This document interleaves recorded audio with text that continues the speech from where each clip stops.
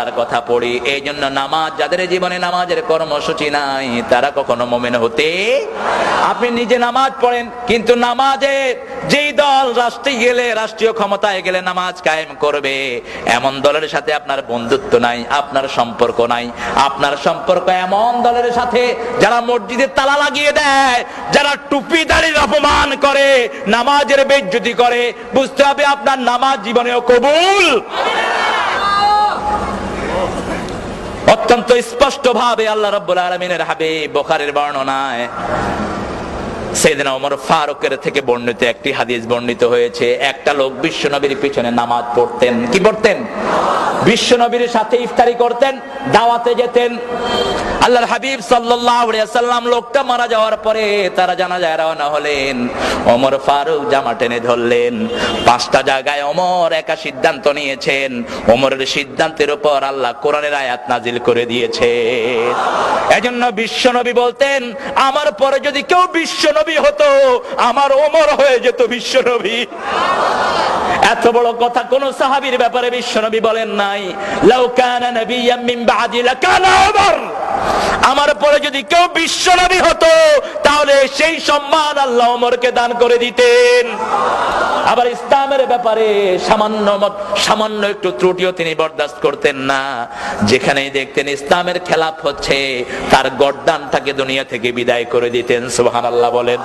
কোন মুনাফিক যখন ইসলামের সাথে বেয়াদবি করেছে, তার প্রতিশোধ নিয়েছেন সাইয়েদনা ওমর। সুবহানাল্লাহ বলেন।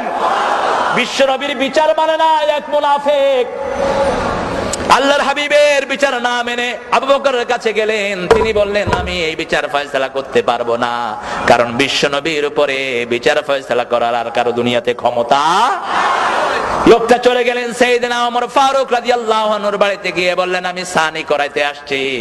ওমর ফারুক রাদিয়াল্লাহু আনহু বললেন, তাহলে প্রথম বিচার কে করেছেন? ওই লোকটা বলল, প্রথম বিচার করেছেন মুহাম্মদ সাল্লাল্লাহু। ওমর ফারুকের সারা শরীর যেন শিহরিয়ে ওঠে। তিনি বললেন, বিশ্বনবীর বিচার কি তোমার পছন্দ হয় নাই? কয় না, তিনি ইহুদির পক্ষে রায় দিয়েছেন আর আমি মুসলমান, আমার বিপক্ষে রায় দিয়েছেন। এবার আবার জিজ্ঞেস করলেন, তোমার কি বিশ্বনবীর ফয়সালাটা পছন্দ হয় নাই? কয় না। কি করতে চাচ্ছ? কয়, ওমর আপনি একটা ফয়সালা দিয়ে দেন। ওমর বলেন, একটু বসো, আমি ফয়সালা দিতে হলে একটু ভিতরে যাওয়া লাগবে। ভিতরে থেকে খোলা তলোয়ার নিয়ে এসেছেন, এক কোপে শরীর থেকে গর্দানটা নামিয়ে দিয়েছেন। আজকের যুগে যদি এরকম ওমর হতো, ইসলামের শত্রুরা ইসলামকে নিয়ে বান্দরামি করতে পারত না। ঠিক কিনা বলেন? এদেশের কবি কুখ্যাত অসভ্য, কুখ্যাত কবি, আমার নবীকে গালি দিয়েছে এক কবি, এক সাহিত্যিক। মারা যাওয়ার 5 বছর আগে বলেছে আমার নবী নাকি চরিত্রহীন ছিল। যেই নবীর ব্যাপারে সারা কোরআন আল্লাহ অক্ষ করে দিয়েছেন, আল্লাহ নিজের সিফতি নাম বিশ্ব নবীর চরিত্রের জন্য ব্যবহার করেছেন। আল্লাহ আজিম শব্দটি কোন নবীর চরিত্রের জন্য ব্যবহার করেন নাই, বিশ্ব নবীর চরিত্র ছাড়া। এমন চরিত্র আল্লাহ দিলেন, কিয়ামত পর্যন্ত মানুষ অনুসরণ করে এই চরিত্রের আগামাথা করতে পারবে না। আল্লাহু আকবার। সেই নবীর ব্যাপারে যখন এত কটু কথা বলা হলো, তাকে বলা হলো সাহসী লেখক। তিনি নাকি সাহসী লেখক। এদেশের ক্ষমতাসীনরা যদি তৌহিদ বুঝতো, কোরআন বুঝতো, ওই লেখকটা বাংলাদেশে ঢুকার সাথে সাথে তাকে ফাঁসি কাস্টে ঝুলানো হতো। ঠিক কিনা? কারণ পৃথিবীতে যারা বিশ্ব নবীর বিরুদ্ধে কথা বলে, দুনিয়াতে বেঁচে থাকার তাদের কোনো অধিকার। আল্লাহর হাবিব সাল্লাল্লাহু আলাইহি ওয়াসাল্লামের বিরুদ্ধে এত বড় কথা কোন ইহুদি, কোন খ্রিস্টান, কোন বেঈমানও কখনোই বলতে পারে নাই। তার মৃত্যু হলো জার্মানে। লোকটার নাম জানেন তো আপনারা? কি নাম? অজাত। আমি গত রমজানে আমার প্রোগ্রাম ছিল ইংল্যান্ডে, সেখানে এই যে রমজানটা গেল 15, তো ওই রমজানে একটা প্রোগ্রাম ছিল ইংল্যান্ডে। ইউরোপিয়ান সব মসজিদের ইমাম, যারা মসজিদ কন্ট্রোল করেন এদের। তো জার্মান থেকে যারা এসেছে, আমি তাদেরকে জিজ্ঞেস করলাম, how did he die? This atheist, এই নাস্তিকটা কেমনে মারা গেছে? তো তারা বললো যে হি ড্রাঙ্ক ভায়াগ্রা। ভায়াগ্রা একটা মদ আছে যেটা খেলে শরীর গরম হয়। এখন গরম হওয়ার জন্য শরীরে ওই তাপ সহ্য করার ক্ষমতা থাকার দরকার আছে না নাই? জোয়ান বয়সে যেটা খাইবে সেটা খেয়াল আছে বুড়া বয়সে? এই গরমের উপরে গরম গেছে পরে এখন পাঁচ তো আর গরম হয় না, ভিতরে যেটা ছিল সব শেষ। গরম হওয়ার জন্য খায়া এমন গরম হয়েছে, গরমের ছোট ফুটুস মরে পড়েছিল হোটেলের ভিতরে। এরপরে ঢাকা বিশ্ববিদ্যালয়ের মসজিদের ইমাম সাহেবকে ফোন করা হলো যে লাশ আসতেছে, হুজুর আপনাকে জানাজা পড়াইতে হইবে। হুজুর যখন টের পেলেন যে লাশ আসতেছে, হুজুর গিয়ে উঠছেন বাড়ি। এরা ফোন করলো তার বন্ধুরা, সাহসী লেখক বলে যারা তারে পরিচয় দিয়েছেন, একটা লোক ইন্না লিল্লাহ পর্যন্ত পড়ে নেই বেয়াদবের জন্য। এরপরে যখন আসলো লাশ, হুজুর বাড়ি চলে গেছেন, বরিশালের সোজা সরল মানুষ। কয় হুজুর আপনি কই? কয় মুই বাড়ি আইছি বুঝছো। কয় আপনি বাড়ি গেছেন মানে? কয় মোর অসুখ হইছে বুঝছো। তো কি অসুখ হয়েছে হেই আমার আল্লাহ জানে, কার কি অসুখ হয় এটা তো আল্লাহই জানে। আলহামদুলিল্লাহ বলেন। আমাদের সমাজের ইমামরা হলো সবচেয়ে নির্যাতিত, সবচেয়ে সরল, ঠিক কিনা বলেন? আমাদের দেশের ইমামদের মর্যাদা যদি আমরা ইমামের মর্যাদায় দিতে পারতাম, বাংলাদেশে ইসলামের অবস্থা আরো অনেক ভালো হয়ে যেত। ব্যক্তিত্ব সম্পন্ন কিছু ইমাম এখনো আল্লাহর জমিনে আছে না নাই? জানাজার জন্য গোসল হয়েছে কিনা আল্লাহ ভালো জানে, কারণ গোসলটা দিবে কে? যা খাটলিয়া ধরছে সব কয়টা নাস্তিক আর বেনামাজি, ঠেলায় পড়ে জানাজার নামাজের আয়োজন। এরপরে মুয়াজ্জিন সাহেব ঘুমানো ছিল, মুয়াজ্জিন সাহেবেরা ডাইকা উঠাইছে, উঠ নামাজটা পড়। নামাজ পড়ানোর পরে ইমাম সাহেবরা ধরলো যে নামাজ পড়াইলি কেন? কয় কি পড়াইছি আমি জানি, এর আমার আল্লাহ জানে। বিশ্বনবী জানাজা পড়েন এক লোকের, কে পড়েছেন? বিশ্বনবী। ওমর জামা টেনে ধরলেন, আল্লাহর হাবিব বললেন আখতানি আল্লাহ। ওমর বললেন ইয়া রাসূলুল্লাহ, এই লোকটারা জানাজা পড়ায়েন না। ওহুদের জিহাদে পিছন থেকে লোক নিয়ে ভেগে গেছে, কত বিভিন্ন ভাবে আপনাকে কত কষ্ট দিয়েছে, মুসলমানদের জাতীয় দুশমন ছিল ওই লোক। আল্লাহর হাবিব বললেন আমার আল্লাহ তো আমাকে এখনো নিষেধ করেন নাই। বিশ্বনবী তারা জানাজায় দাঁড়ালেন, এত লম্বা দোয়া পড়লেন, নিজের মুখে লালা দিলেন তার মুখে, নিজের জামা মোবারক তার কাফনের জন্য দিলেন। আল্লাহ বললেন নবী একবার না দুইবার না 70 বার যদি লাউ তাস্তাগফিরুনা 70 মাররা লান ইয়াগফিরাল্লাহু যুনুবা, যদি 70 বার তার জন্য আপনি মাপ চান, আল্লাহ তার জীবনের গুনাহ মাফ করবে না। কারণ নামাজ পড়তো আপনার পিছে, সব করতো আপনার সাথে, কিন্তু তার নেতা ছিল মুশরিক। নেতা ছিল কে? তার দল ছিল কোরআন বিরোধী দল। অতএব কোরআন বিরোধী লোক কোনদিন আপনার সাথে কবুল হতে পারে না। সেজন্য আমার আল্লাহ বলছেন প্রথমে তোমার নেতা ঠিক করে নিবা, কোন নেতার পিছনে যাবা। কিয়ামতের ময়দানে সূরা বনী ইসরাঈলে আল্লাহ বলছেন আমি কোন মানুষকে একাকী ডাকবো না। ইয়াউমা নাদউ কুল্লু উনাসিন বিইমামিহিম, আমি প্রত্যেক মানুষকে তার ইমাম সহকারে ডাকবো। কার কথা? ইমামকে আগে ডাকবো, কোন নেতার পিছনে চলেছে সেই নেতাকে আগে ডাকবো, তারপরে কর্মীদেরকে ডাকা হবে। নেতা সাহেব আসবেন, জীবনেও পশ্চিম দিকে ফিরে আষাঢ় খায় না, এরকম নেতা আছে না নাই? কমিউনিস্ট আছে না নাই? নেতা সাহেব আসবে, আরে সর্বনাশ। কর্মীদেরকে আল্লাহ বলবে দোকান ভাঙছিলি কেন? কই এইটা কইছে। ওই মানুষের কষ্ট দিয়েছিলি কেন? এই যে এই নেতা কইছে ইন্না সাদাতানা ওয়া কুবারানা ফাআদাল্লানা, আমাদের এই নেতাগুলো আমাদেরকে গোমরা বানিয়েছে, আমাদেরকে পথভ্রষ্ট করেছে, মানুষকে অত্যাচারিত করার জন্য সব সময় কুমন্ত্রণা দিছে। নামাজের কথা বলে নাই, রোজার কথা বলে নাই, মানুষের উপরে ইহসানের কথা বলে নাই। কথাগুলো কোরআন শরীফে আছে না নাই? এবার নেতাগুলো কি জবাব দিবে সেটাও সূরা ইব্রাহিমে আল্লাহ তুলে দিয়েছেন। আল্লাহ বলছেন নেতাগুলো সেই দিন বলবে ফালা তালুমুনি, পড়েন ফালা তালুমুনি ওয়ালুমু আনফুসাকুম, আমাদেরকে বৎসরা দিও না, আমরা তো তোমাদেরকে কোরআন দিয়ে ডাকি নাই, হাদিস দিয়ে ডাকি নাই, সাহাবীদের চরিত্র দিয়ে ডাকি নাই, নবীদের কথা দিয়ে ডাকি নাই, কোন মুমিনের উপমা দিয়ে ডাকি নাই। দাউতুকুম ফাস্তাজাবতুম লি, এমনি ডাক দিয়েছি, দলে দলে আমাদের ডাকে সাড়া দিয়েছো, এখন কেন আমাদেরকে দোষারোপ করো? আছে না নাই? এবার কর্মীরাও হতাশ, নেতারাও হতাশ। এবার বলবে আল্লাহ যেহেতু জাহান্নামে যেতেই হবে, রব্বানা পড়েন, রব্বানা আরিনাল্লাযাইনি আদাল্লানা মিনাল জিন্নি ওয়াল ইনস নাজআলহুমা তাহতা আকদামিনা লিয়াকুনা মিনাল আসফালিন। ও আমাদের রব, show us those leaders, show us those people who make us stray। ওই লোকগুলোকে দেখায়া দেন যারা আমাদেরকে গোমরাহ করেছে, আমাদেরকে তাওহীদের পথে আসতে দেয় নাই, নামাজের পথে আসতে দেয় নাই, আযানের পথে আসতে দেয় নাই, ঈমানের পথে আসতে দেয় নাই। আল্লাহ আমাদেরকে ওই সমস্ত নেতাগুলো থেকে আপনি হেফাজত করেন। সেজন্য নামাজ আছে যেখানে আমরা থাকবো, 5 ওয়াক্ত নামাজ কোনোদিন ছেড়ে দেব না। রাজি আছেন তো? কারা কারা একটু আল্লাহকে দেখান, বলেন হে আল্লাহ, জীবনে আর কোনদিন 5 ওয়াক্ত নামাজ, ফরজ রোজা, ফরজ পর্দা, ফরজ ওজনে সঠিক দেয়া ছেড়ে দেব না। আমিন ইয়া রাব্বাল আলামিন। আমাদের মিছিলগুলোতে তার তাকবীর থাকবে কার? আরো জোরে বলেন কার? কারণ নামাজে যেটা সমাজেও, ও নামাজি কোরআন দিয়ে নামাজ পড়ো, সমাজ কেন গড়ো না? বলেন, ও নামাজি কোরআন দিয়ে নামাজ পড়ো, সমাজ কেন গড়ো না? সমাজের কথা এই কোরআনে আছে না নাই?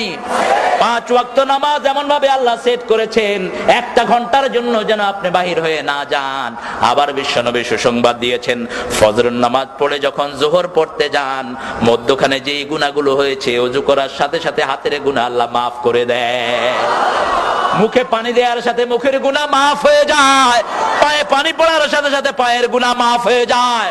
আবার 1 জুমা পড়লেন, আরেক জুমা পর্যন্ত গুনাহগুলো কাফফারা হয়ে যায়। এই অবস্থায় যদি আপনি তওবা করেন, একদম মাসুম করে আল্লাহ বের করে দেয়। সেজন্য বিশ্বনবী বলেছেন, 5 ওয়াক্ত নামাজ হলো ওই নদীর মতো। একটা বাড়ির সামনে দিয়ে যদি একটা নদী প্রবাহিত হয়, সেই নদীতে যদি কেউ 5 বার গোসল করে, তার গায়ে কোনো ময়লা থাকবে? একবার গোসল করলেই তো ময়লা পরিষ্কার।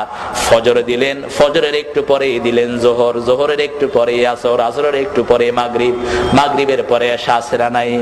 এমন ভাবে সাজিয়ে দিলেন, ঘুমাইয়া কাজা করেছো ফজর, তখনও জাগনি, যখন যোহর, হেলায় খেলায় কেটেছে আসর, মাগরিবের ওই শুনিয়া যান, এখনো জামাতে হওরে শামিল, এখনো এশাতে আছে স্থান। বাজিছে দামামা বাদরে আমামা, শির উঁচু করি মুসলমান, দাওয়াত এসেছে নয়া জামানার, ভাঙা কেল্লায় উড়ে নিশান। আলহামদুলিল্লাহ বলেন। আমাদের জীবন হলো নামাজ। জীবন আগে না নামাজ আগে? কে বলেছেন? কে বলেছেন? আল্লাহ বলছেন, বিশ্বনবী 5 ওয়াক্ত নামাজে তাকবীরে তাহরিমা বেঁধে এই আয়াতটা পড়তেন। পড়েন, কুল ইন্না সলাতি ওয়া নুসুকি ওয়া মাহইয়ায়া ওয়া মামাতি লিল্লাহি রাব্বিল আলামিন। বলো, আমার নামাজ, আমার কুরবানি, আমার জীবন, আমার মৃত্যু সবটা কার জন্য দিলাম? সে আল্লাহ বলছেন, গোলাম, নামাজ কায়েম করবা, নামাজ হেফাজত করবা। আর নামাজ যখন পড়বা, তোমার হৃদয়ের অবস্থাটা কি হবে শোনো। ওয়াল্লাযীনা হুম ফি সালাতিহিম খাশিউন। খুশু খুজু মানে স্থিরতা, খুশু খুজু মানে কার ভয়? একজন সাহাবী নামাজে দাঁড়িয়েছেন, নামাজে দাঁড়িয়ে জামা লাড়তেছেন, দাড়ি লাড়ছেন। আল্লাহর হাবিব সাল্লাল্লাহু আলাইহি সাল্লাম বললেন, লাউ খাশিয়াত কলবাহু লা খাশিয়াত জাওয়ারিহু। তার হৃদয়ে যদি আল্লাহর ভয় থাকতো, তাহলে অঙ্গ প্রত্যঙ্গের মধ্যেও ভয় থাকতো। সুবহানাল্লাহ বলেন। সেজন্য নামাজের জন্য ভয় করব কাকে? সবখানে ভয় থাকবে কার? নাকি মানুষের, নাকি র্যাবের, নাকি বিডিআর, নাকি আমেরিকার বাঁদরদের? ভয় রাখবো কার? জীবন হলো ওয়ান টাইম, বারবার জীবন পাবো না, একটাই জীবন, ইমানের উপরে থাকবো। রাজি আছেন না নাই? সেজন্য ইমানের রাস্তায় যত কষ্টই আসুক না, আমরা সেই রাস্তা ছাড়বো না। কারণ দুনিয়াতে আমরা কেউ থাকতে আসি নেই, নামাজের সমাজ কায়েমের জন্য যত কষ্টের দরকার আমরা করতে রাজি আছি না নাই?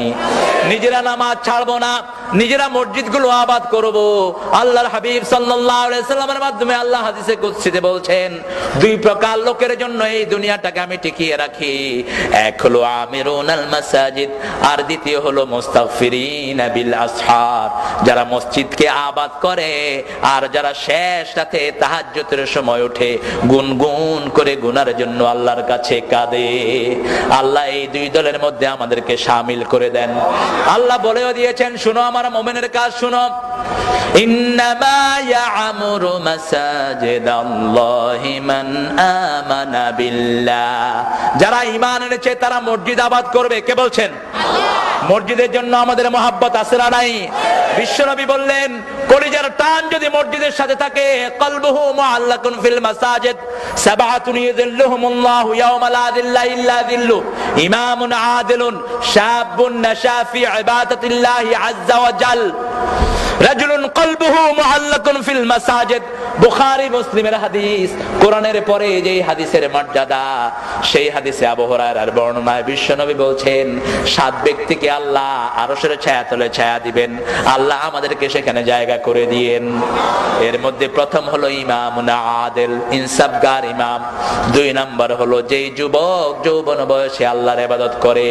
আর 3 নম্বর হলো যার কলিজাটা মসজিদের সাথে ঝুলে থাকে। সুবহানাল্লাহ বলেন। যখন যেখানেই থাকুক, আযান হলে সবার আগে কি? সবার আগে কি? আরো জোরে বলেন। সবার আগে নামাজ। আমাদের জাতীয় কবি বেচারার জন্য আমি দোয়া করি, নিজে খুব ভালো নামাজি ছিলেন না, কিন্তু মসজিদের জন্য তার হৃদয় আছে না নাই? আল্লাহর কাছে বললেন, আল্লাহ খুব বেশি নামাজে যেতে পারি নাই, কিন্তু যেই দিন আমি দুনিয়া থেকে বিদায় নেব, আমার কবরটা যেন হয় মসজিদের পাশে। মসজিদের পাশে আমার কবর দিও ভাই, যেন গোরে হতেও মুয়াজ্জিনের আযান শুনতে পাই। আমার গোরের পাশে দিয়ে ভাই নামাজিরা যাবে, পবিত্র সেই পায়ের ধ্বনি এ বান্দা শুনতে পাবে। গোর আযাব থেকে গুনাহগার পাইবে রেহাই, মসজিদের পাশে আমার কবর দিও ভাই। মসজিদ কেন্দ্রিক কোন কবর হতে পারবে না। সব ইসলামের ইমামরা একযোগে বলেছেন, কবর কেন্দ্রিক কোন মসজিদ হতে পারবে না। বিশাল এক সুফির কবর, সেই কবর পুরোটা জুড়ে আছে তার মাজার। চিকন একটা লাইন করে আপনি মসজিদ বানাইছেন, যেটা কিউটের মালিক করেছে এই মূর্খটা। এই জাতীয় মসজিদ ভেঙে মাটির সাথে মিশিয়ে দেন। কবর কেন্দ্রিক কোন মসজিদ হতে পারবে না। হ্যাঁ, মসজিদ আছে, তার পাশে কবর হলো কোনো আপত্তি। যেমন মসজিদে নববীর পাশে বিশ্ব নবীর কবর আছে না নাই? বাইতুল মুকাদ্দাসের পাশে অনেক নবীর কবর আছে না নাই? সেটাতে কোনো দোষ নাই, কিন্তু কবর আগে না মসজিদ? কোনটা আগে? মসজিদ আগে। এটা যেন খেয়াল থাকে। আপনার শেখ একজন মারা গেছে, নামাজ নাই, রোজা নাই, সারা শরীর থেকে দুর্গন্ধ, কুত্তা পচা গন্ধ করে সারা শরীর থেকে। বিশাল আল্লাহর ওলি ছিলেন তিনি, ওলিয়া আলকা। খারাসের চেয়ে খারাপ এগুলো। খারাস তো একটা প্রাণী। আল্লাহ বলেছেন, উলাইকা কাল আনআম বাল হুম আদাল। ঠিক কি বলেন? যেই খবিশের কাছে নামাজ নাই, রোজা নাই, পবিত্রতা নাই, তার সাথে ইসলামের কোন সম্পর্ক। বিশ্বনবী এত পবিত্র ছিলেন, কোন বাচ্চার মাথায় হাত দিলে ওই মাথা থেকে আতরের ঘ্রাণ বেরোতো। ইমাম বুখারী বলছেন আলাইহি রাহমা, বিশ্বনবী হাতের তালুতে আতর দিতেন। আমরা তো এখানে দেই, আমরা কোথায় দেই? এখানে দেই। বিশ্বনবী এখানে দিতেন। কারো সন্তানের মাথায় হাত দিলে সবাই বুঝতো এই শিশুর মাথায় হাত দিয়েছেন মুহাম্মদ সাল্লাল্লাহু। নামাজ আছে যেখানে, পবিত্রতা সেখানে। তবে আমাদের সাথেও পবিত্রতা আছে না নাই? বিড়ি খাওয়া সুন্নত না নফল? বিড়ি আছে না নাই? বিড়ি সুগন্ধ না দুর্গন্ধ? বিড়িতে অপচয় আছে না নাই? বিড়ি যেটা খায় ওটা জামাল নাড়া দিলেও জামার থেকে কিসের গন্ধ কয়? আবার পায়খানার ভিতরে বৈশা বিড়ি খায়, এরকম লোক আছে না নাই? আহারে, এই বিড়ির আবিষ্কারক হলো ইহুদির বাচ্চারা। পৃথিবীর সব অপকর্মের হোতা ইহুদি এবং মুশরিকের বাচ্চারা। আর ইসলামের জাতীয় দুশমন তারা কে বলেছেন? কে বলেছেন? লাতাজিদান্না আশাদ্দান নাসি আদাওয়াতান লিল্লাযিনা আমানুল ইয়াহুদ ওয়াল্লাযিনা আশরাকু। আল্লাহ বলেছেন ইসলামের জঘন্য দুশমন, মুমিনদের জঘন্য দুশমন হলো ইহুদির বাচ্চা এবং মুশরিকের বাচ্চারা। এদের সাথে আমাদের কোনো সম্পর্ক। সেজন্য প্রত্যেক নামাজে আল্লাহ খবর নেন শিরকের সাথে কোনো সম্পর্ক আছে কিনা। আমাদের জাতির পিতার দোয়াকে নামাজের মধ্যে আল্লাহ বেঁধে দিয়েছেন, ইন্নী ওয়াজ্জাহাতু ওয়াজহিয়া লিল্লাযী ফাতারাস সামাওয়াতি ওয়াল আরদ হানিফাও ওয়া মা আনা মিনাল মুশরিকিন। আমি আমার আল্লাহর দিকে মুখ ফিরিয়ে দিলাম, যে আল্লাহ আকাশও বানিয়েছেন, জমিনও বানিয়েছেন। সুবহানাল্লাহ বলেন। আকাশের কোনো কিছুর দিকে আমি মুখ ফিরাবো না। সূর্য আমার দেবতা নয়, চন্দ্র আমার দেবতা নয়, গাছ আমার দেবতা নয়, তুলসী গাছ আমার পূজনীয় নয়, সাপ আমার নয়। এই জমিনকে, গোটা জমিন যিনি বানিয়েছেন, গোটা আকাশ যিনি বানিয়েছেন, সেই আল্লাহর দিকে আমি মুখ ফিরিয়ে দিলাম, আর অন্য কাউকে দেব না। হানিফান ওয়া মা আনা মিনাল শিরকের সাথে আমার কোনো সম্পর্ক। আবার এই যে হজে যাচ্ছে এখন মানুষ, সেই হজে যাওয়ার সময় এই স্লোগানটা আল্লাহ নিয়েছেন কি নেন নাই? আল্লাহ বলেন, গোলাম এতদিন তো চুপচাপ ছিলি, ঘুমিয়েছিলি, এখন কি জন্য আমার কাছে হজ করতে আসলি? গোলাম জবাব দেয়, লাব্বাইক লা শারীকা লাকা লাব্বাইক। ও আল্লাহ, আমি আপনার কাছে হাজিরা দিতে এসেছি। এতদিন ভালো নামাজি ছিলাম না, কোরআনের দলে ছিলাম না, ইসলামের ভিতরে ছিলাম না, নাস্তিক মুরতাদদের পিছনে দৌড়ে দৌড়ে জীবন নষ্ট করেছি। আল্লাহ, আমি এখন বুঝেছি, এখন আমি আমার জীবনে সাদা মাটা কাফনের কাপড় গায়ে দিয়ে আমি হাজিরা দেওয়ার জন্য এসেছি। আগে যত কোটি লোক মুসলমান ছিল, এখন বাড়ছে না কমছে? প্রতিদিন বাড়ে না কমে? সেজন্য ঈমান আছে যেখানে সফলতা সেখানে, নামাজ আছে যেখানে সফলতা সেখানে। যার কাছে নামাজ নাই তার সাথে নবীর কোনো সম্পর্ক, আল্লাহর কোনো সম্পর্ক। অনেক লোক আছে আমাদের সমাজে, কয় হুজুর নামাজ পড়ি না কিন্তু ঈমান খুব মজবুত। আছে না নাই? তো তোর বুকের হাড্ডির নাম কি ঈমান নাকি? তুই যদি ঘুষা দিয়ে বুক ফাড়ায়ও ফালাস, তোর তো ঈমান থাকলো না। তোমাকে নামাজ পড়তে হবে।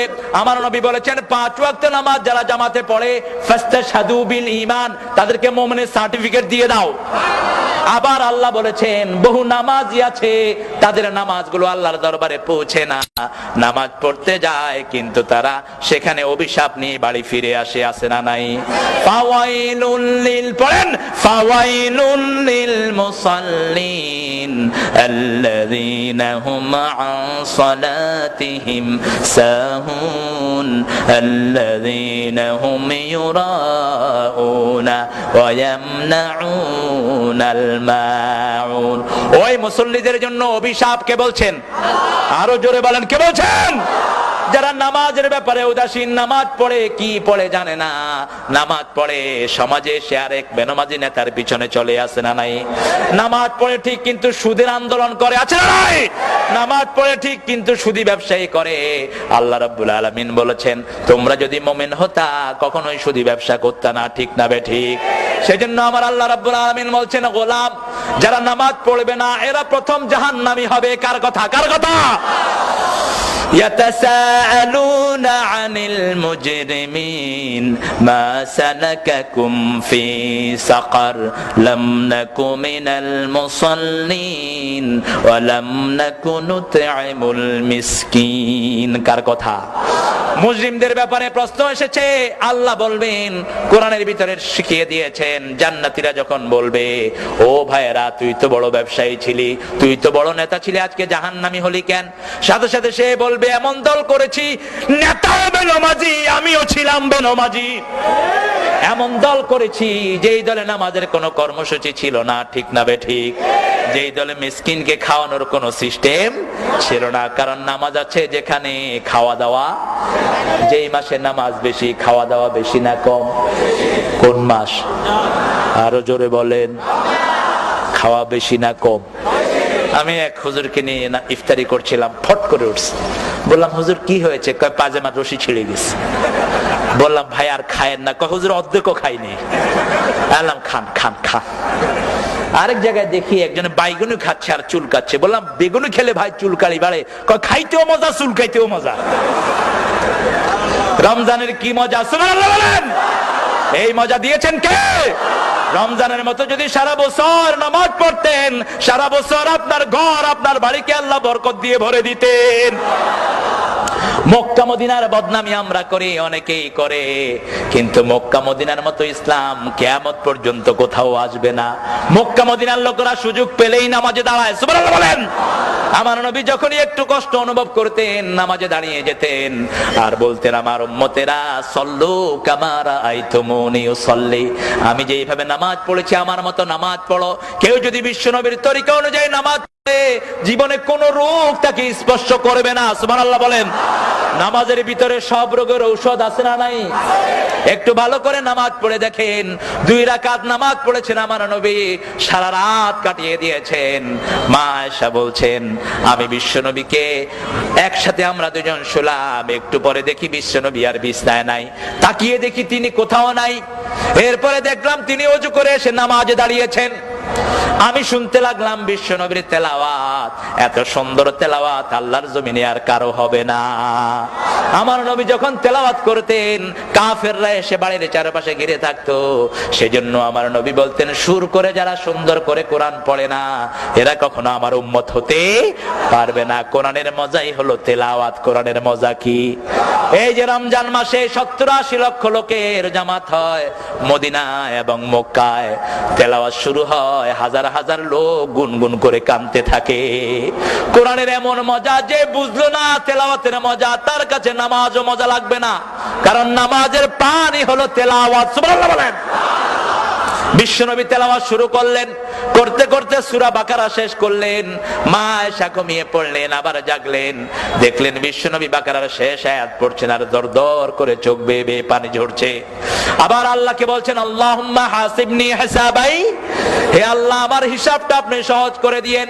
নামাজ শেষের পরে মা আয়েশা জিজ্ঞেস করলেন, ইয়া রাসূলুল্লাহ কেন হিসাব সহজের জন্য আপনি দোয়া করেন? আল্লাহর হাবিব বললেন, এই দোয়াটা এই জন্যই করি যাতে আল্লাহ বিনা হিসাবে জান্নাত দিয়ে দেয়। কারণ আল্লাহ যদি কারো হিসাব চান, আল্লাহর কাছে হিসাব দেওয়ার ক্ষমতা দুনিয়াতে কারোই। এজন্য আল্লাহ বলেছেন, ডান হাতে যার আমলনামা দিবেন বিনা হিসাবে আল্লাহ তাকে জান্নাত দিয়ে দিবেন। আম্মা মান উতিয়া কিতাবাহু বিয়ামিনিহি ফাসাউফা ইউহাসাবু হিসাবান ইয়াসীরা ওয়া ইয়ানকালিবু ইলা আহলিহি মাসরুরা।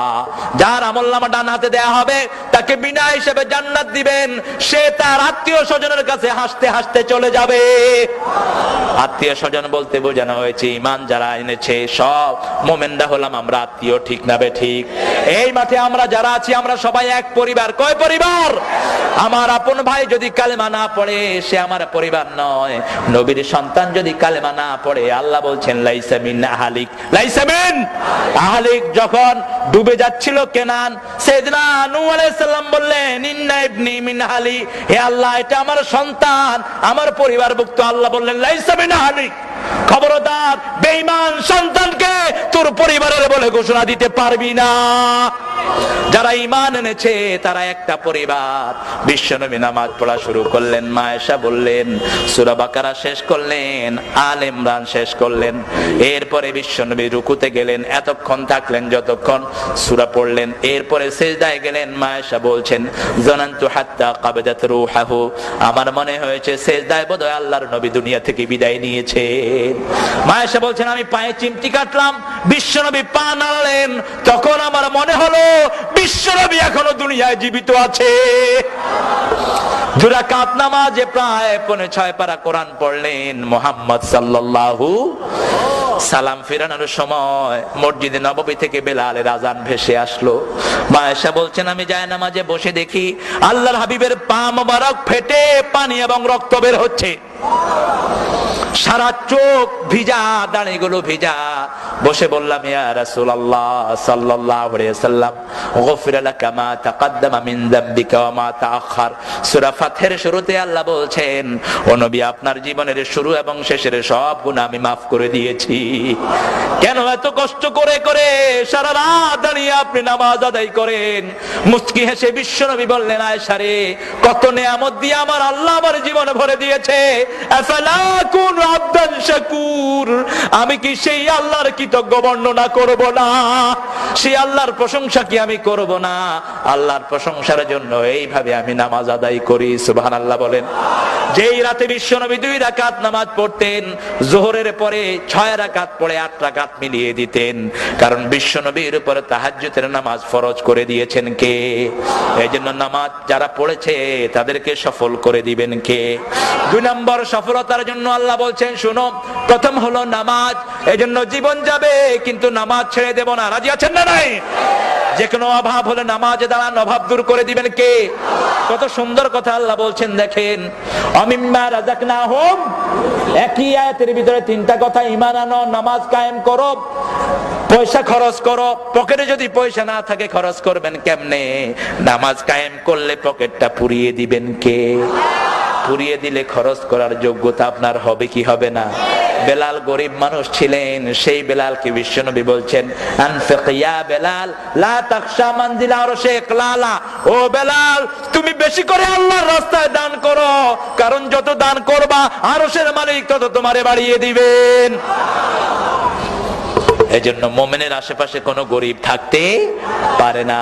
আমরা নিজে যা খাবো প্রতিবেশীকে তা খাওয়াবো। রাজি আছেন না নাই? সেজন্য আমার আল্লাহ বলছেন, গোলাম দুনিয়া আখিরাতে যদি সফলতা চাও, সফলতার প্রথম মাপকাঠি হলো নামাজ। প্রথম কি? প্রথম ঈমান, 2 নম্বরে নামাজ। আর যার ঈমান নাই তার নামাজ কখনো কবুল। এরকম বেনামাজি আমাদের দেশে আছে না নাই? ওযু ছাড়া নামাজ পড়ে আছে না নাই?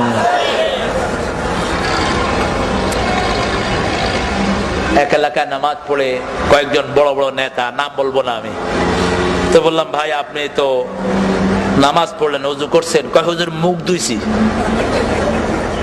মুখ ধুইলে ওযু হয়? কথা কন না কেন?